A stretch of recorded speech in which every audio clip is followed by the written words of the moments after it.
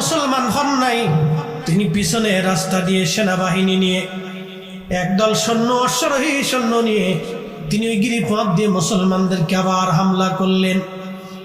প্রথম দিকে বিজয় হলো, কিন্তু দ্বিতীয় অর্ধে মুসলমানরা আবার বিপদের সম্মুখীন হয়ে গেলেন।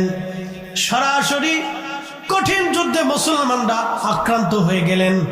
একের পর এক সাহাবীরা শহীদ হতে লাগলো। হতে হতে একজন না রে, দুইজন না, 70 জন সাহাবী ওই ময়দানে শহীদ হয়ে গেলেন। আল্লাহর নবী উহুদ পাহাড়ের ওই স্থানে বসা ছিলেন। কাফেররা ওইখানে এসে নবীকে হামলা করলো। আল্লাহর নবীর দন্ত মোবারক শহীদ হয়ে গেল। মাথা মোবারকে বর্ষা দিয়ে আঘাত করা হয়েছিল। আল্লাহর হাবিবের মাথা মোবারকে হেলমেট থাকার কারণে মাথা কেটে যায় নাই বটে, ফেটে যায় না, আঘাত ওইভাবে লাগে নাই, কিন্তু হেলমেটের ভিতরে একটা লোহার কড়া ছিল। এই কড়াটা নবীজির হেলমেটের ভিতর দিয়ে, অর্থাৎ আল্লাহর নবীজির চামড়া মোবারকের ভিতর দিয়ে হাড্ডি মোবারক পর্যন্ত বিঁধে গেল। লোহার কড়াটা ভেঙে মাথা মোবারকের মধ্যে পড়ে গেল। হেলমেট বের করে আনা হলো, কিন্তু ব্যথার যন্ত্রণা হচ্ছিল। একদিকে দন্ত মোবারক শহীদ হয়েছে, আল্লাহর নবীর কষ্ট হচ্ছে, আর একদিকে মাথা বেয়ে রক্ত বের হয়ে আসতেছে। এক সাহাবী চিন্তা করলেন, টানাটানি করে নবীকে কষ্ট দেওয়ার প্রয়োজন বোধ হয় না, আমার দাঁত দিয়ে একটা কামড় দিয়ে এক টানে বের করে নিয়ে আসতে হবে, তাহলে আল্লাহর হাবিবের কষ্ট কম হবে। সাহাবী রাসূল দাঁত দিয়ে কামড় দিয়ে ধরে লোহার কড়াটা একটা টান মারলেন বটে, কিন্তু একটা দাঁত তার ভেঙ্গে উহুদের জমিনে ফসকে পড়ে গেল। আল্লাহর নবী ডাক দিয়ে বললেন, সাহাবী কি হয়েছে তোমার? বলে, হুজুর তেমন কিছুই না নবীজি, আমাকে নিয়ে চিন্তা করতে হবে না। তার মুখ বেয়ে রক্ত আসতে লাগলো। এমন সময় নবীর আরেকজন সাহাবী ছিলেন, তার নাম মালিক ইবনে সানানা। আবু সাঈদ খুদরি রাদিয়াল্লাহু আনহু বাবা ছিলেন, খুব আশেক সাহাবী, বয়োবৃদ্ধ সাহাবী, বয়স্ক সাহাবী। তিনি চিন্তা করলেন, নবীজির রক্ত মোবারক জমিনে পড়ে যাবে, এটা হতে দিতে পারি না। আমি মালিক জিন্দা থাকা অবস্থায় আল্লাহর হাবিবের রক্ত জমিনে পড়তে দেব না। তিনি দৌড়াইয়া পাশে গেলেন, পাশে যাইয়া নিজের জিহ্বা দিয়ে রক্ত মোবারক ওই ঘা চেটে চেটে চেটে চেটে পরিষ্কার করে দিচ্ছিলেন, আর রক্তগুলি নিজে পান করে পেটের মধ্যে জমা করছিলেন। পাশ থেকে সাহাবী ডাক দিয়ে বললেন, মালিক রে, তুমি কি জানো না রক্ত পান করা হারাম? কেন তুমি রক্ত পান করো? রক্ত তুমি ফেলে দাও। মালিক ইবনে সানানা ডেকে বলতেছে, সাহাবীরা, আমি মালিকের জীবন থাকতে নবী রক্ত জমিনে পড়তে দেব না। আমি মালিকের জীবন থাকতে রে নবীজি রক্ত জমিনে পড়তে দেব না। এমন সময় আল্লাহর নবী ডাক দিয়ে বলেন, সাহাবীরা রে, তোমরা যদি আল্লাহর জান্নাতি কোন মানুষ দেখতে চাও, আমার মালিকের চেহারার দিকে তাকাও। আমার রক্ত যার রক্তের সাথে মিশে যায়, সে কখনো জাহান্নামী হতে পারে না। একবার জোরে বলবেন কি আল্লাহু আকবার।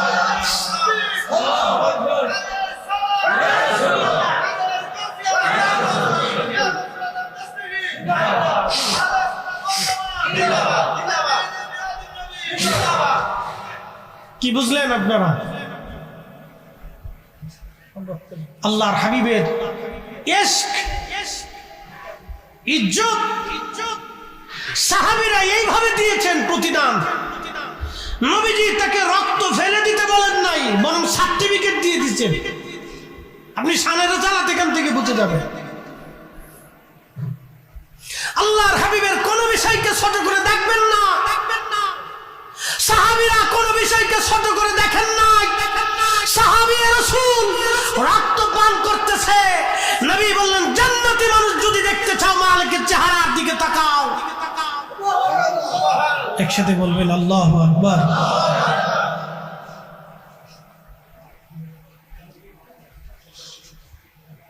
ওখান থেকে নবীজিকে নিয়ে যাওয়ার জন্য জিবরাইল আমিন আসলেন। আবু বকর সিদ্দিক থেকে শুরু করে কয়েকজন সাহাবী আসলেন, নবীজিকে ধরে নিয়ে সেই উহুদ পাহাড়ের সেই ফাঁকা জায়গাটা, এক পাশে মস্ত বড় একটা পাথর কে যেন ফাঁকা করে রাখছে। একসাথে বলবেন না আল্লাহু আকবার। ওই পাহাড়ে জিবরাইল আমিন এবং আল্লাহ নবী সাথে করে নিয়ে গেলেন, নবীজিকে নিয়ে গেলেন আবু বকর সিদ্দিক রাদিয়াল্লাহু আনহু সহ। নবীকে বাঁচাইতে যাইয়া মালিক ইবনে সানানা ঢাল হয়ে গেলেন। রক্ত তো পান করছেনি, কাফেরদের সামনে দাঁড়িয়ে গেলেন, একা যুদ্ধ করতেছিলেন, বৃদ্ধ মানুষ, লড়াই করতে করতে তিনি শহীদ হয়ে গেলেন। একসাথে বলবেন না আল্লাহু আকবার। আল্লাহর নবী সাহাবী মালিক ইবনে সানানা শহীদ। নবীজিকে উপরে নিয়ে যাওয়া হলো। উপরে নিয়ে যাওয়ার পরে সারা উহুদে জানাজানি নবী নাই, নবী শহীদ হয়ে গেছে। আল্লাহর নবীকে ওইখানে গোপনে নিয়ে রাখা হলো। এবছর হজ শেষ করে মদিনা থেকে আমি যখন ফিরছিলাম, ফেরার আগে চিন্তা করলাম উহুদে বহুবার গেলাম, আর একটা বার যে আসি যেখানে আল্লাহর নবী বিশ্রাম করেছিলেন, সেইখানে আমরা কয়েকজন আলেম, মাওলানা মাইনুদ্দিন আহমদ জালালাবাদী সিলেটের একজন ভালো আলেম, মনসুর আহমদ হেলালি আমার আরেক ভাই সিলেটের একজন আলেম মাওলানা গজনবী, আমরা 3-4 জন সুন্নি আলেম আমার এক পীর ভাইয়ের সাথে ছিলেন। চিন্তা করলাম দিনে তো বহুবার গেলাম, রাত্রিবেলা একবার যেয়ে দেখে আসি। উহুদের ওই ফাঁকা জায়গায় গেলাম। এখন তো তার কাটা ছিল, ভিতরে আগে যাওয়া যেত না। এবছর আমরা তার কাটা দেখেছি। হাজিরা কেটে ভিতরে যান, উহুদের ওইখানে যান। প্রশাসন ওই জায়গাটাকে সিমেন্ট দিয়ে ঢেকে দিয়েছে যাতে ভিতরে কেউ যেতে না পারে, তবে জানালার মতো একটু জায়গা কেটে রাখা হয়েছে। আমার দেখা অনুযায়ী এখন কি হয়েছে বা করছে আমার জানা নাই, জানালার মতো কেটে রাখছে। ওইখানে রাত্রিবেলা আমরা গেলাম, চিন্তা করলাম দিনে তো যাওয়া যাবে, দিনেও গিয়েছিলাম। আমি আগের দিন বিশ্বনাথ আলিয়া কামিল মাদ্রাসার প্রিন্সিপাল সাহেব আমার সাথে ছিলেন, ওনাকে সঙ্গে করে দিনের ভাগে একবার গেলাম উহুদে। ওইখানে গেলাম, ওইখানে দাঁড়াইলাম, কিন্তু সুঘ্রাণ আমাদের নাকে আসে নাই। বিদায় হওয়ার আগের রাত্রিবেলা, যেই দিন বিদায় হব তার আগের দিন রাত্রিবেলা উহুদে গেলাম। চিন্তা করলাম আজকে রাতটা একটু উহুদের এখানে কাটাই দিয়ে যাই, কারণ নবীজি বলছেন উহুদ আমারে ভালোবাসে, আমি উহুদকে ভালোবাসি। উহুদ জান্নাতের একটা পাহাড়, যেহেতু একটা জান্নাতের পাহাড় আর এই পাহাড় নবীকে ভালোবাসে, অতএব এই পাহাড়ে কিছু সময় আমরা কাটাই দিয়ে আসি। গেলাম ওইখানে, রাসূল যেখানে বিশ্রাম করেছিলেন। আল্লাহি বিল্লাহি তাল্লাহি, কসম আল্লাহর, যে আল্লাহর হাতে আমার জীবন এবং মৌত, ওই মালিকের কসম করি যার হাতে আমাদের মৌত এবং জীবন। ওইখানে যাওয়ার পরে বাতাসের ভিতর থেকে সুঘ্রাণ আসতে লাগলো। পৃথিবীতে এমন কোন সুঘ্রাণ আমাদের নাকে আজ পর্যন্ত হয় নাই। জীবনে বহু দামি দামি আতর ব্যবহার করেছি, সৌদি আরবের সর্বোচ্চ দামের আতর ব্যবহার হয়েছে, কিন্তু ওই সুঘ্রাণ পৃথিবীর কোনো সুঘ্রাণের ভিতরে নাই। কারণ আরবের আতরের চাইতে ভালো আতর পৃথিবীর আর কোথাও হতে পারে না। ওইখানে এতই চমৎকার ঘিরান আসতে লাগলো, ভাবলাম বাতাসে কেন ঘিরান আসে। আমরা ওই ফাঁকা জায়গা যেখানে আল্লাহর নবী বিশ্রাম করেছিলেন, ওইখানে যখন সিমেন্টের ফাঁকা জায়গা দিয়ে আমরা মাথা ঢুকাইলাম, দেখলাম এত পরিমাণে ঘিরান ওখান থেকে আসতেছে যা অকল্পনাতীত, কল্পনার বাহিরে। আমরা শান নামাজ পড়লাম, নফল নামাজ পড়লাম, মিলাদ শরীফ পড়লাম, দীর্ঘ সময় পর্যন্ত এখানে আল্লাহর নবীকে ওইখান থেকে দাঁড়ায় দাঁড়ায় মদিনার মসজিদে নবীর সবুজ মিনারা দেখা যাচ্ছিল। আমরা ওইখানে দাঁড়ায় দাঁড়ায় দোয়া করলাম, কান্নাকাটি করলাম। কয়েক ঘন্টা ওইখানে বসা ছিলাম, কয়েক ঘন্টা পর্যন্ত ওই বাতাস থেকে সুঘ্রাণ আসতে লাগলো। একটা সেকেন্ডের জন্য সুঘ্রাণ বন্ধ হয় নাই। আল্লাহ, আল্লাহু আকবার। যিনি মুনাজ্জিম তিনি বলতেছেন, আমি বাইতুল আকসাতে যে পাথরে নবীজি কদম রেখে, যেই পাথরে কদম রেখে বাইতুল আকসাতে নবী উরুজে গিয়েছিলেন মেরাজে, ওই পাথরের কাছে আমি গিয়েছি। পাথর আমি দেখেছি, পাথরের ভিতর থেকে যে ঘিরান আসে উহুদে আমি একই ঘ্রাণ পেয়েছি, ওই পাথরের যে ঘ্রাণ, উহুদের এই ফাঁকা জায়গায় সেই ঘ্রাণ, কোনো ঘ্রাণের বেশ কম নাই। 1450 বছর পরও আল্লাহ রসুলের ঘ্রাণ পাওয়া যায়, 1450 বছর পরও জান্নাতের ঘ্রাণ, আল্লাহর হাবিবের ঘ্রাণ ওইখান থেকে আসতে থাকে। আল্লাহু আকবার, এখনো সেই ঘ্রাণ ওখান থেকে পাওয়া যায়। চিৎকার মেরে জোরে বলবেন কি মারহাবা। আমি আমার চোখ, আমার নাককে কখনো ফাঁকি দিতে পারবো না। আমরা 4-5 লোক যত সময় বসে রইলাম তত সময় সুঘ্রাণ আসতে লাগবে। আপনি জানেন মদিনার রাতের বাতাসটা একটু প্রশান্তিদায়ক বাতাস আসে, খুব চমৎকার একটা বাতাস আসে। আল্লাহর কসম, উহুদের ওখান থেকে বাতাস আসতেছে, সুঘ্রাণ আসতেছে, বাতাস আসতেছে, সুঘ্রাণ আসতেছিল। পৃথিবীতে এত দামি সুঘ্রাণ পৃথিবীর কোথাও তো পাবেন না, ওখানে গেলে আপনি বুঝবেন যদি নসিবে হয়ে থাকে। আমরা নিজেদেরকে স্থির রাখতে পারতেছিলাম না জায়গাটা। সুঘ্রাণ আসতেছিল, সুঘ্রাণ আসতেছিল, দীর্ঘ যত সময় বসে রইলাম সুঘ্রাণ আসতে লাগলো, সুঘ্রাণ আসতে লাগলো। নবী উহুদে নাই, শহীদ হয়ে গেছে। রাসূলের সাহাবী হানজালা রাদিয়াল্লাহু আনহু, আহা গাসলুল মালায়েকা, আশিক রাসূল, বিবাহ করে স্ত্রী নিয়ে আসছে বাড়ি, সংসার হবে তার। গোসলখানায় গিয়েছিলেন তিনি গোসল করার জন্য। শেষ রাত, কে জানি রে মদিনার রাস্তা দিয়ে হেঁটে যার বলে শুনছ মদিনাবাসী উহুদে রাসূল শহীদ হয়ে গেছে। সারা উহুদে নবীকে খুঁজে পাওয়া যায় না, নবী নাই, উহুদে নবী শহীদ হয়ে গেছে, নবী নাই। আল্লাহর নবী পাহাড়ের কোণায় বিশ্রাম করতেছিলেন, কিন্তু সারা উহুদে খবর হয়েছে নবী নাই, নবী শহীদ হয়ে গেছে। হযরতে হানজালা স্থির আর থাকতে পারলেন না, তিনি পানির মশকখানা ছেড়ে দিয়ে ঘরের দরজার পাশে আসছে। বিবিরে, তলোয়ারখানা আমার হাতে দাও। স্ত্রী ডাক দিয়ে বলেন, স্বামী আমার, আপনার না গোসল ফরজ, আপনি কেন তলোয়ার আমার হাতে চান?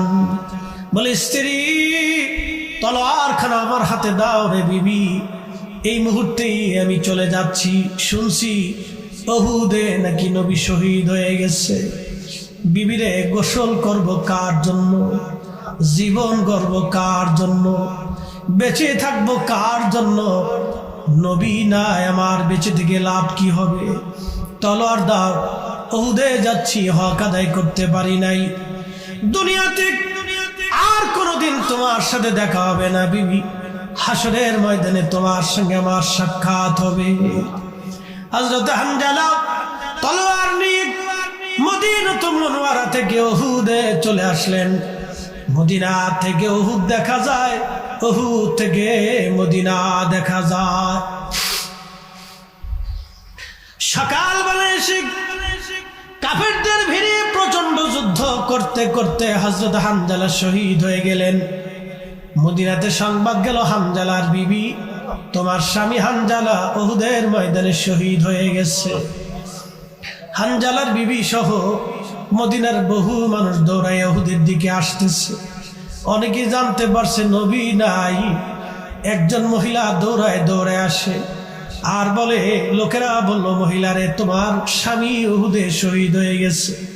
মহিলা ডাক দেয় বলে, দেখো, স্বামীর চিন্তা আমি করি না, বলো আমার রাসূল কেমন আছে?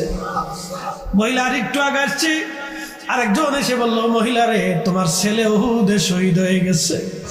মহিলা ডাক দেয় বলতেছে, আমার ছেলের কথা বলো না, বলো আমার রাসূল উহুদের ময়দানে কেমন আছে? মদিনার থেকে সাহাবীরা, মহিলারা, বাচ্চারা পাগলের মতো দৌড়ায়, উহুদে নবী শহীদ হয়ে গেছে। হানজালা শহীদ, স্ত্রী জানতে পারছে হানজালা শহীদ। হানজালার বিবি হেঁটে হেঁটে উহুদের ময়দানে এসে আল্লাহর নবীর পাশে দাঁড়ায় কাঁদে, হুজুর, সবাইকে গোসল ছাড়া দাফন করাবেন। যারা আল্লাহর পথে শহীদ হয়, আল্লাহর আইন অনুযায়ী গোসল ছাড়াই তাদেরকে দাফন দিতে হয়। কাফন পরাইয়া রক্ত মাখা শরীর দিয়ে তাদেরকে দাফন করা লাগে কিয়ামতের ময়দানে। আল্লাহ জিজ্ঞেস করবে, কিরে শহীদরা, তোমাদের গায়ে কেন কেন রক্ত লেগে আছে? তোমাদের কেন গোসল হয় নাই? শহীদরা বলবে, রব্বি, তোমার দিন প্রতিষ্ঠিত করতে যাইয়া, কালেমা প্রতিষ্ঠিত করতে যাইয়া আমরা শহীদ হয়েছিলাম, আমাদের গোসল দেওয়ার সময় হয় নাই। আল্লাহ ডাক দিবে, শহীদরা, আজকে আমি আল্লাহ তোমাদের আর কোনো হিসাব নেব না, তোমরা বিনা হিসাবে জান্নাতে চলে যাও। চিৎকার মেরে ধরে বলেন আল্লাহু আকবার। হযরত আলী চাদর মোড়া দিয়ে বিছনার মধ্যে শুয়ে গেলেন। তিনার চিন্তা হতে পারত যে এখন আমি কাফেরদের বর্ষার আঘাতে, তলোয়ার আঘাতে হয়তো মারা যাব।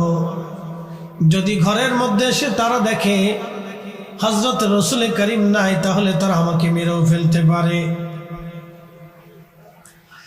আল্লাহর নবী দায়িত্ব বুঝিয়ে দিয়ে দরজা দিয়ে তিনি বের হয়ে গেলেন। ঠিক এমন সময় আল্লাহর হাবিব এক মুষ্টি মাটি নিয়ে আল্লাহর দেওয়া আয়াতে কারিমা তেলাওয়াত করে মাটি ছিটায় দিলেন। প্রত্যেকটা মাটি প্রত্যেকটা কাফেরদের চোখে মুখে যায় পড়ল এবং তারা ওই সাময়িক সময়ের জন্য অন্ধ হয়ে গেল।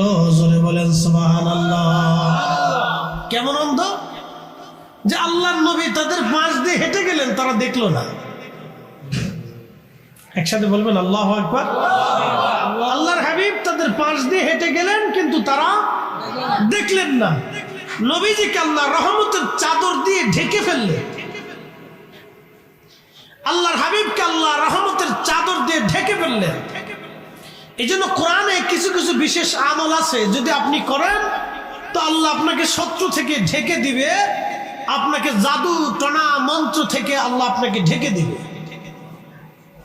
কিছু কিছু আমল আছে। তো আল্লাহর নবীকে আল্লাহ রাব্বুল আলামিন রহমত দিয়ে ঢেকে দিলেন, কাফেরদের চোখের আড়াল হয়ে গেলেন। আল্লাহর নবী হেঁটে গেলেন, কিন্তু কাফেররা কেউ দেখল না।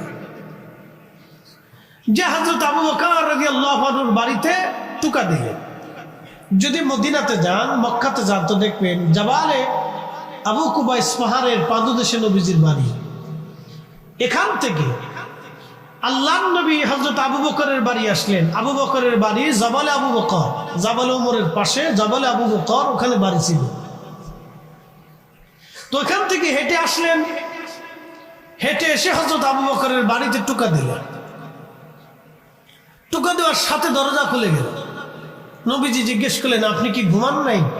বলি, ইয়া রাসূলুল্লাহ, বহুদিন আগে আপনি বলছিলেন হিজরত করা লাগতে পারে, আমি সেই আশায় প্রত্যেক রাত্রিবেলা দরজার সাথে হেলান দিয়ে থাকি, কখন আপনি আসবেন? আমি যদি ঘুমাই থাকি, আপনি আসবেন, ডাকাডাকি যদি করেন আপনার কষ্ট হবে, কাফেররা টের পেয়ে যাবে। এই জন্য আমি দরজার সাথে আজকে দীর্ঘ 6 মাস হেলান দিয়ে দাঁড়াই থাকি, সারা রাত্রে একটা সেকেন্ডের জন্য ঘুমাই না, আপনার অপেক্ষায় দাঁড়াই থাকি। আর একটু জোরে বলবেন। এটা ভালোবাসার বাহ্যিক রূপ, ভালোবাসার বাহ্যিক রূপ। আপনি বলবেন আমি ভালোবাসি, তো ভালো এরকম অনেকেই বাসতে পারে, কিন্তু বাহ্যিক রূপ প্রদান করা, এটা ভালোবাসার এক বাহ্যিক রূপ। আবু বকর সিদ্দিক রাদিয়াল্লাহু আনহু 6 মাস পর্যন্ত নবীর অপেক্ষা। আপনি জানেন, অপেক্ষা করা আর মৃত্যুবরণ করা সমান কথা। অপেক্ষার প্রহর গুণাটা কিন্তু বড় কঠিন। আসতেছে আসতেছে আসতেছে, বিরাট যন্ত্রণা লাগে, কষ্ট হয়। আসতেছে আসতেছে, কখন আসবে কখন আসবে, এটা কষ্ট হয়। আল্লাহর নবীর ভালোবাসা হযরত আবু বকর রাদিয়াল্লাহু আনহু 6 মাস পর্যন্ত দরজার সাথে হেলান দিয়ে দাঁড়িয়ে আছেন।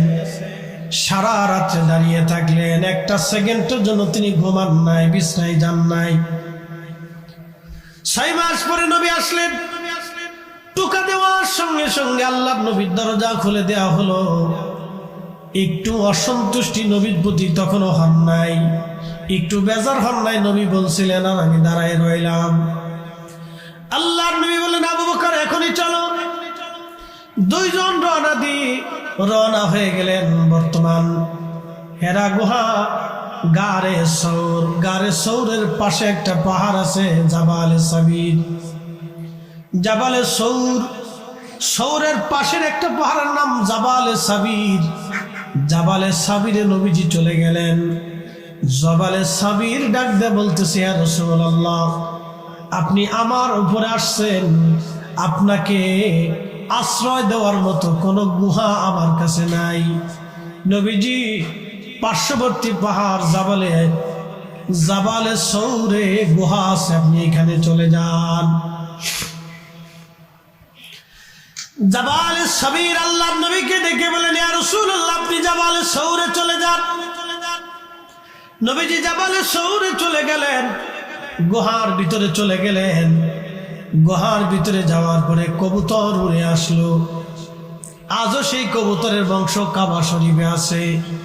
আল্লামা ইমাম ইবনে কাসির আল বেদায়ের মধ্যে লেখেন, জাবালে সাবিরে সৌরে চলে গেলেন, একটা কবুতর এসে সাবিরের সামনে বাসা বেঁধে ডিম পেড়ে দিল। সুবহানাল্লাহ বলা যাবে না? সেই কবুতরের বংশধর এখনো সারা মক্কার অলিগলি দিয়ে ঘুরে বেড়ায়। একটা কবুতর কেউ মারে না, কেউ ধরে না, কবুতরকে খাবার দেয়, আদর করে। সেই একটা কবুতর নবীকে সম্মান করার জন্যে আজকে সেই কবুতরের বংশধর এক কবুতরকে সম্মান করার কারণে সেই কবুতরের বংশধর হাজার হাজার কবুতরের কপাল খুলে গেল। একটা কবুতরের জন্য যদি হাজার কবুতরের কপাল খুলে যায়, বংশের ভিতরে একজন আশিক রাসূল থাকলে বাকি বংশের কপাল খুলে যায়। কথা বলেন ঠিক কিনা? বাকি বংশের সবারও কপাল খুলে যায়। কবুতর একটাই ডিম পারছে, তার পরবর্তী বংশধর আজও কাবাতে আছে। এটা আশ্চর্য। আপনাকে এখান থেকে বুঝে নিতে হবে, কবুতর যে ডিম পারছে এটা রাসূলুল্লাহকে, আল্লাহর হাবিবকে ভালোবাসার বাহ্যিক রূপ। কি কথা ঠিক কিনা?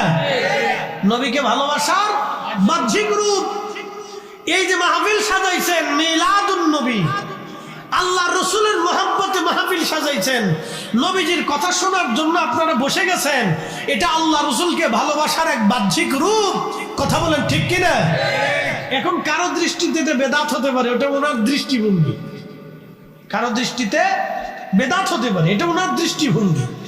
সবাইকে আল্লাহকে মানে না, সবাইকে রসুলকে মানে না। তো এক একজনের দৃষ্টিভঙ্গি এক এক রকম হতে পারে। প্রিয় মুসলমান, পটিয়াবাসী খুব মনোযোগ দিবেন।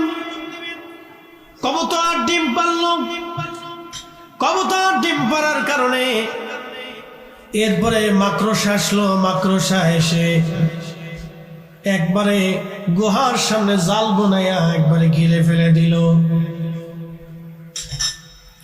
কাফেররা খুঁজতে খুঁজতে আসছে, খুঁজতে খুঁজতে এসে দেখতেছে একবারে জাবালে সৌরের পাশে, গুহার পাশে তারা খুঁজতে খুঁজতে আসছে। কোথায় রাসূল করিম পলায়ন করতে পারে, তারা খুঁজতে খুঁজতে আসলেন। ওইখানে আল্লাহর নবী 3 দিন পর্যন্ত বিশ্রাম করলেন। 3 দিন পরে যখন তারা আসলো, হযরত আবু বকর ডাক দিয়ে বলতেছে, ইয়া রাসূলুল্লাহ, ওরা আমাদের একেবারে কাছে এসে গেছে। আল্লাহর নবী ডাক দিয়ে বলেন, আবু বকর, চিন্তার কোনো কারণ নাই, এখানে শুধু আমরা 2 জন না, আরো একজন আছে, তিনি আল্লাহ। অতএব আমাদের নিরাপত্তা ওনার হাতে, তোমার চিন্তা করা লাগবে না। জোরে বলেন সুবহানাল্লাহ। কি আছে? জোরে বলেন কি আছে? আল্লাহ আছে। তাহলে ভরসাটা কার উপরে? কার উপরে? আমাদের ভরসা কার উপরে? আল্লাহর উপরে। আমাদের ভরসাটাও আল্লাহর উপরে থাকবে। তো মনোযোগ দিয়ে বসুন, বসুন। আমাদের ভরসাটাও আল্লাহর উপরে থাকবে। একটু দোষে বলে সালাতুন ইয়া রাসূলুল্লাহ আলাইকুম, আহা সালাতুন ইয়া রাসূলুল্লাহ আলাইকুম, হাবিবাল্লাহ, খবর লো ইয়া রাসূলুল্লাহ, খবর লো মেরে মাওলা মেরে আকা, খবর লো সালাতুন ইয়া রাসূলুল্লাহ আলাইকুম সালামুন ইয়া। বুঝতে কি কোনো অসুবিধা হচ্ছে? মাকড়সায় জাল বানাইলো। মাকড়সা কি বানাইলো? জাল বানাইলো। আল্লাহু আকবার। মাকড়সা জাল বানাইলো। আল্লাহ মাকড়সার খাবার তার জালের ভিতরে দিয়ে দেন। মাকড়সা কিন্তু খাবারের জন্য আমাদের মতো সারা দুনিয়া সফর করতে হয় না। আল্লাহ এমন ব্যবস্থা করে দিলেন, ও জাল বানায় রাখে, ওর জন্য খাবার আল্লাহ জালের ভিতরে দিয়ে দেন। সুবহানাল্লাহ বলা যাবে? মাকড়সা যে জাল বানাইলো, এটা আল্লাহ রসুলের ভালোবাসার বাহ্যিক রূপ। এটা নবীকে ভালোবাসার বাহ্যিক রূপ। আপনি রসুলকে ভালোবাসেন, তার বাহ্যিক একটা প্রমাণ আপনাকে সাবমিট করতে হবে যে আপনি ভালোবাসেন। এই মিলাদুন নবীর মাহফিলগুলি হচ্ছে রসুলকে ভালোবাসার এক বাহ্যিক রূপ। আপনি মাহফিল সাজাইয়া উম্মতকে দাওয়াত দিয়ে, উম্মতের আলেমদেরকে দাওয়াত দিয়ে, সুন্দর মেহমানদারির ব্যবস্থা রেখে মানুষকে বসাইয়া তাদের সামনে আল্লাহর হাবিবের জীবন সম্পর্কে আলোচনা, শান মান সম্পর্কে আলোচনা যে আপনি শুনাইয়া, এটা আল্লাহ তার রসুলকে খুশি করতেছেন, এটা হলো ভালোবাসার বাহ্যিক রূপ। একসাথে বলেন আল্লাহু আকবার। কোরআন শরীফ আল্লাহ বলেন, কুল ইন কুনতুম তুহিব্বুনাল্লাহ ফাত্তাবিউনি ইউহিব্বুকুমুল্লাহ।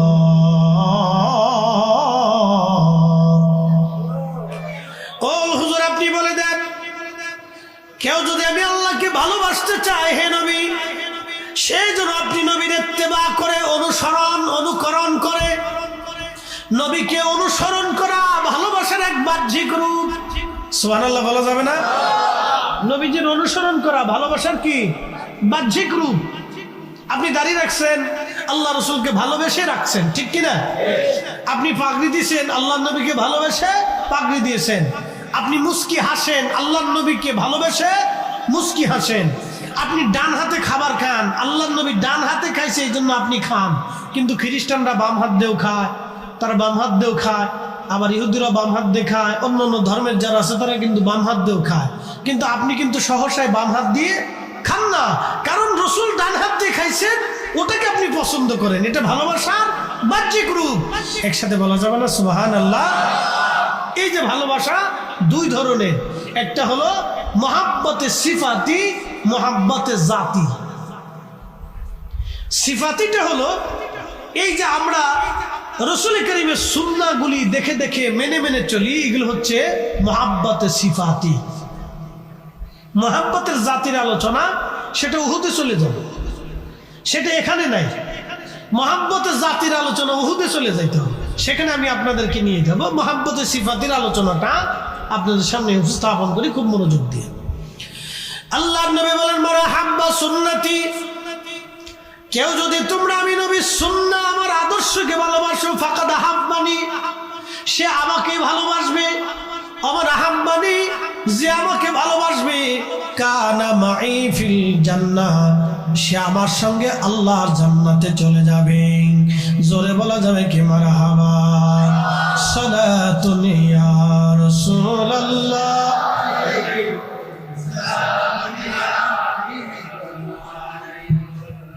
আচ্ছা, আপনাদেরকে বলি, যারা খ্রিস্টান আছে এদেরকে দিয়ে কি আপনি দুরূদ শরীফ পড়াইতে পারবেন?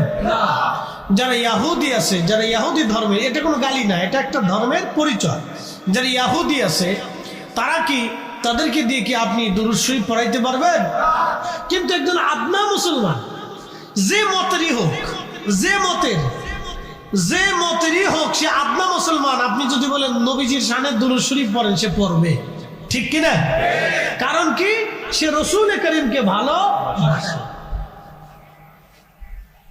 এই যে দুরূদ পড়তেছেন, এটাও ভালোবাসার এক বাহ্যিক রূপ।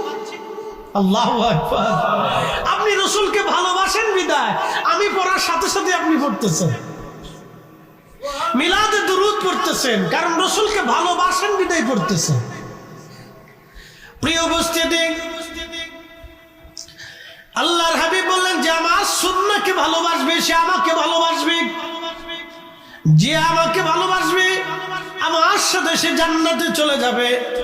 আল্লাহর নবী আরো বললেন, আমার উম্মতেরা লা ইউমিন, তোমরা ঈমানদার হবে না হাত্তা আকুনা আহাব্বা ইলাইহি মিন ওয়ালিদিহি ওয়া বালাদিহি ওয়ান নাসি আজমাইন। ঈমানের স্বাদ কি তুমি বুঝবাই না যত সময় পর্যন্ত তোমার জীবন, তোমার সন্তান, তোমার পিতামাতা, তোমার আপনজনের চাইতে আমি নবীকে বেশি ভালো না বাসবা, তত সময় পর্যন্ত তুমি ঈমানদার হবা না। এখন বলে দিয়ে যাই, আল্লাহর নবী বলেন, ও ঈমানদারেরা, তোমরা ঈমানের স্বাদ যদি কেউ নিতে চাও, ঈমানের লজ্জত তুমি যদি কেউ নিতে চাও, তাহলে শোনো, তুমি তোমার সন্তান সন্ততি মিওয়ালিদিহি ওয়ালাদিহি, বাবা মা এবং সন্তান সন্ততির চাইতে আমি নবীকে বেশি ভালোবাসা লাগবে। এখন আপনাকে প্রশ্ন করি, সুবহানাল্লাহ একটু পরে বলবেন, আমি বুঝেই নেব। আপনি আমারে খুব ভালোবাসেন, ফরিদ সাহেবকে খুব ভালোবাসেন, বাসায় খাইতে দিলেন, বিশ্রাম করতে দিলেন, এখন আমি একটা ব্যাগ থেকে ছুরি বের করে আপনার ছেলের গলার মধ্যে ধরে বললাম, এই মুহূর্তে আপনার ছেলেকে মেরে ফেলে দেব। এখন মোহাব্বত কি আমার প্রতি আছে না ছেলের প্রতি গেছে? হ্যাঁ, কেন? আপনি আমার চাইতে আপনার সন্তানকে বেশি ভালোবাসেন, আমার থেকে মোহাব্বত রুজু হয়ে আপনার সন্তানের প্রতি মোহাব্বত চলে গেল, কি করে আপনার সন্তানকে আপনি বাঁচাবেন?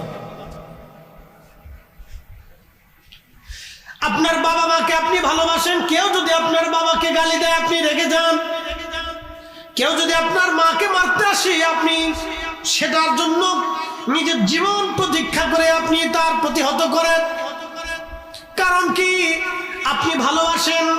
তার বাস্তব প্রমাণ যদি আপনি দেখতে চান, মাঝে মধ্যে ডিসকভারিতে যাবেন, দেখবেন মহিষ তার বাচ্চাকে বাঘে আক্রমণ করেছে, সিংহ আক্রমণ করেছে। এই মহিষটা বাচ্চাকে বাঁচাইতে যাইয়া সিংহের সাথে মারামারি করে, বাচ্চার জন্য মহিষ জীবন দিয়ে দেয়, কিন্তু বাচ্চা ছেড়ে পালায় যায় না। এই মা তার বাচ্চাকে নিজের জীবনের চাইতে বেশি ভালোবাসে। বন্যা হয়, বাচ্চাকে কাঁধে করে বাবা রওনা হয়ে যায়, বাবা বাঁচবে না মরবে চিন্তা করে না, নিজের সন্তান বাঁচানোর জন্য নিজের জীবন উপেক্ষা করে।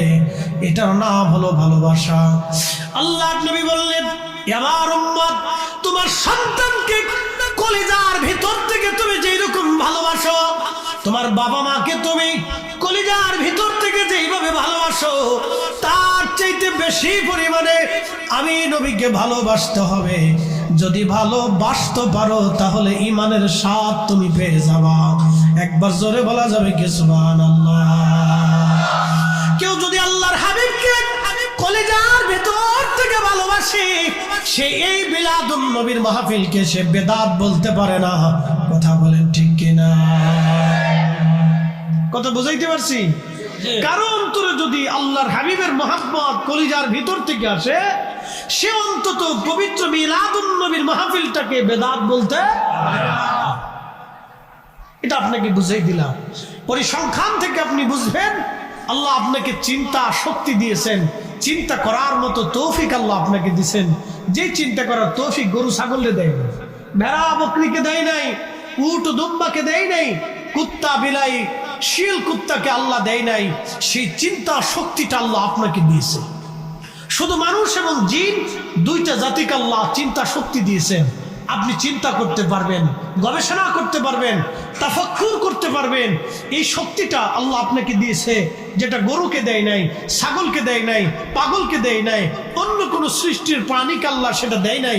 শুধু মানুষ এবং জিনকে আল্লাহ চিন্তা শক্তি দান করছে। এই চিন্তা শক্তিতে আপনি বুঝেন যে কারণ তোর যদি আল্লাহর হাবিবের মহব্বত থেকেই থাকে, মহব্বত যদি থেকে থাকে, সে যদি ওইভাবে রাসূলুল্লাহকে ভালোবাসে, নিজের জীবনের চাইতে বেশি ভালোবাসে, সে অন্তত আল্লাহর নবীর ইজ্জতের দিকে তাকাইয়া, মহব্বতের দিকে তাকাইয়া নবীর আগমনের এই মাহফিল খেলাকে সে বেদাত বলতেই পারে না। কথা বলেন ঠিক না বেঠিক? তবে কেউ যদি বলে এটা দলের টানে বলে, কিসের টানে? তেনার মতের টানে, দলের টানে বলে, সংগঠনের তালে বলতে পারে। কিন্তু প্রকৃত যাদের অন্তরে আল্লাহর হাবিবের মহব্বত আছে, সে এটাকে কখনো নিষেধ করতে পারে না, কারণ এটা আল্লাহ রসুলকে কেন্দ্র করে। খুব মনোযোগ দিয়ে আল্লাহর হাবিব রাহমাতুল লিল আলামিন প্রিয় নবীজি ওই জাবালে সৌরের গুহার ভিতরে তিনি সাথে আবু বকর রাদিয়াল্লাহু আনহু, মাঝখানে গর্ত ছিল অনেক। আবু বকর রাদিয়াল্লাহু আনহু চিন্তা করলেন, এই গর্ত যদি বন্ধ না করি তাহলে এর ভিতর থেকে যদি সাপ আসে, আল্লাহর নবীকে দংশন করে কামড় দেয়, নবীর কষ্ট হবে। গায়ের চাদর টুকরা টুকরা করে ছিঁড়ে ছিঁড়ে গর্তের মুখগুলি বন্ধ করে দিলেন। সব গর্তগুলি বন্ধ করে দিলেন তিনি, কিন্তু একটা গর্ত তিনি বন্ধ করতে পারেন নাই। ওই গর্তের মধ্যে পা খানা দিয়ে সিদ্দিক আকবর বসে আছেন, আর আল্লাহর নবী নিজের হযরত আবু বকরের উরু মুবারকে মাথা মুবারক রেখে নবী ঘুমোচ্ছিলেন, বিশ্রাম করতেছিলেন। আর গর্তের ভিতর থেকে হযরত সিদ্দিক আকবরের পায়ের মধ্যে বারবার করে কামড় মারতেছিল। সাপের কামড়ে আবু বকর রাদিয়াল্লাহু আনহুর কষ্ট হচ্ছিল, এতটাই যন্ত্রণা হচ্ছিল, সহ্য করতে না পেরে উনি কেঁদে ফেললেন। চোখের ফোঁটা পানি নবীজির মোবারকে, কপাল মোবারকে পড়ার পরে আল্লাহ নবীর ঘুম ভেঙে গেল। আবু বকর, তোমার কি হয়েছে? বলে, ইয়া রাসূলুল্লাহ, তেমন কিছু না। আবু বকর, কি হয়েছে বলো? বলে, হুজুর, গর্তের উপরে পা রেখে দিয়েছি যাতে সাপ পোকা এসে আপনাকে কষ্ট না দেয়। ইয়া রাসূলুল্লাহ, গর্তের ভিতর থেকে একটা সাপ আমাকে বারবার কামড় দিচ্ছিল নবীজি। সাপের ব্যথা সহ্য করতে না পেরে আমি আবু বকর চোখের পানি ছেড়ে দিয়েছি, এই পানির ফোঁটা আপনার কপাল মোবারকে যে পড়েছে। আল্লাহর নবীকে ভালোবাসেন আবু বকর, একটা বাহ্যিক রূপ। একসাথে জোরে বলা যাবে কি আল্লাহু আকবার। নবীজিকে আবু বকর ভালোবাসেন, এটা তার বাহ্যিক প্রমাণ, তিনি ভালোবাসেন। হযরত আবু বকর বলতেছে, হুজুর, বারবার সাপে আমাকে কামড় দেয়, কামড়ের কারণে বিষের যন্ত্রণা সহ্য করতে পারি নাই। আল্লাহর নবী বলেন, আবু বকর, তোমার পা দাও। ওইখানে নবীজি যখন পা মোবারকে ওই দংশনের জায়গায় নিজের লালা থুতু মোবারক লাগাই দিলেন, সঙ্গে সঙ্গে সাপের বিষ একবারে পানিতে পরিণত হয়ে গেল। আল্লাহু আকবার। কি বুঝলেন আপনারা? একটু বুঝেন তো। কারো যদি সামান্য পরিমাণ সেন্টিমেন্ট থাকে, চিন্তা শক্তি থাকে, বিবেক থাকে, তাহলে সে আল্লাহ রসুলকে নিজের মতো ভাবতে পারি না। কারণ যার থুতু মুবারকের বরকতে সাপের বিষ সাথে সাথে পানি হয়ে গেল, থুতু মুবারকের ভিতরে আল্লাহ এমন মেডিসিন তৈরি করে দিলেন যে কঠিন বিষাক্ত সাপের বিষ যেটা সারা শরীরে ছড়িয়ে গেছে। সাপের বিষ তাম শরীরে সরাইয়া মানুষ মরে যায় কেন জানেন? আজকে ব্যাখ্যা করতেছি। সাপে কামড় দিছে, কামড় দেওয়ার পরে এই বিষ যখন সমস্ত শরীরে রক্তে ছড়ায় যায়, তখন রক্তগুলি আস্তে আস্তে জমা হতে থাকে, জমাট হতে থাকে। জমাট হয়ে এই রক্ত সার্কুলেশন, চলাচল বন্ধ হয়ে যায়। বন্ধ হয়ে যাওয়ার পরে এ মানুষ মারা যায়। এমনকি তার হাড়ের ভিতর দিয়ে রক্ত পাঞ্চ হয় না। এই পাঞ্চ না হওয়ার কারণে এই রক্তগুলি জমে যায়। সাপের বিষে মানব শরীরের রক্তগুলি জমে যায়। আল্লাহ রসুলের পবিত্র জবানের থুতু মুবারকের এমন ওষুধ, এটা সাথে সাথে দেওয়ার সাথে সাথে সাপের বিষটা সারা শরীরে, সিদ্দিক আকবরের সারা শরীরের বিষ এটা পানিতে পরিণত হইয়া একবারে সে আগের মতো সুস্থ হয়ে গেল, সাথে সাথে সুস্থ হয়ে গেল। একসাথে বলা যাবে না আল্লাহু আকবার। রসুল কি আমাদের মতো? নবীজির থুতু মুবারক আর আমাদের থুতু মুবারক কি একরকম না? যদি থুতু মুবারক একরকম না হয় তাহলে মাথা থেকে পা মুবারক পর্যন্ত একরকম না। কথা ঠিক কিনা? যদি থুতু মুবারক একরকম না হয় তাহলে মাথা থেকে পা মুবারক পর্যন্ত একরকম না। এটা সামান্য বিবেকবোধ যদি কারো থাকে তাহলে এতটুকুনি সে বুঝে। সারা রাত অত দলিল দিতে হয় না, সারা রাত তাকে বুঝাইতে হয় না, কারণ আল্লাহ আপনাকে চিন্তা শক্তি দিয়েছে, গবেষণা করার, তাফাক্কুর করার মেধা আল্লাহ দিয়েছেন, যেটা অন্য কোনো জাতিকে দেয়নি। গরু ছেড়ে দিবেন, গরু ছেড়ে দিবেন, এই গরু হাঁটতে হাঁটতে হাঁটতে হাঁটতে আপনার জমিনেরও ধান খায় ও আরেকজনের জমিনেরও ধান খায়। গরুর কিন্তু চিন্তা শক্তি নাই যে এটা আমার মালিকের জমিন, এটা মালিকের জমিন না। গরু কিন্তু এটা বুঝে না। গরু বুঝে এটা দান ও খাবার জিনিসও খাইতে থাকে। তো মালিকেরটা খায় না ভিন্ন মালিকের খায়, ওর কিন্তু এর চিন্তা শক্তি নেই। মানুষকে আপনি ছেড়ে দেন, সে চিন্তা করবে এটা আমার জমিন, এটা আরেকজনের জমিন। আমার জমিন থেকে ধান কাটলে অসুবিধা নাই, কিন্তু আরেকজনের জমিন থেকে ধান কাটা এটা অন্যায়। এটা মানুষ জানে, এটা চিন্তা শক্তি, এটা আল্লাহ প্রদত্ত নিয়ামত। একসাথে বলবেন না মারহাবা? এটা আল্লাহ প্রদত্ত কি নিয়ামত, আল্লাহ প্রদত্ত নিয়ামত এটা। সালাতুন ইয়া রাসূলুল্লাহ,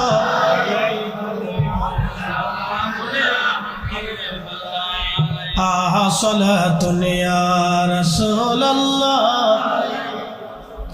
সালামুন ইয়া হাবিবাল্লাহ। তোরা দেখে যা আমেনা মায়ের কোলে, তোরা দেখে যা আমেনা মায়ের কোলে, তোরা দেখে যা আমেনা মায়ের কোলে, তোরা দেখে যা। মধু পূর্ণিমারি শ্বেতা চাঁদ দোলে, তোরা দেখে যা আমেনা মায়ের কোলে। হযরত আল্লাহর নবী, আল্লাহর হাবিব থুতু মুবারক মারার সঙ্গে সঙ্গে আবু বকর সুস্থ হয়ে গেলেন। ওখান থেকে দুইজন রওনা হয়ে গেলেন। রওনা যে হলেন, মদিনার অরিজিনাল রাস্তা দিয়ে তারা রওনা হন নাই, মরুভূমির পথ ধরে দুঃখিত সমুদ্রের পাড় দিয়ে, যেটা আরব সাগর এবং লোহিত সাগর। আপনি যদি দেখেন মক্কাতুল মুকাররমা থেকে আরব সাগর এবং বদরের মদিনার ওই সাইডটা হলো লোহিত সাগর। আরব সাগরের পর দিয়ে লোহিত সাগরের কিনারা দিয়ে নবীজি রওনা হয়ে গেলেন। আল্লাহু আকবার। আল্লাহর নবী রওনা হয়ে গেলেন। রওনা হয়ে মদিনাতুল মুনাওয়ারাতে গেলেন। রাস্তাতে পাথর নবীকে সালাম দিতে লাগলো, গাছে নবীকে সালাম দেয়, মাছে নবীকে সালাম দেয়, পশু পাখিরা নবীকে সালাম দিতে লাগলেন, পাহাড় পর্বত নবীকে সালাম দিতে লাগলেন। আল্লাহর নবী মদিনাতুল মুনাওয়ারায় ঢুকলেন। ঢোকার সময় একটা পাহাড় আছে, আপনি যদি দেখেন মসজিদে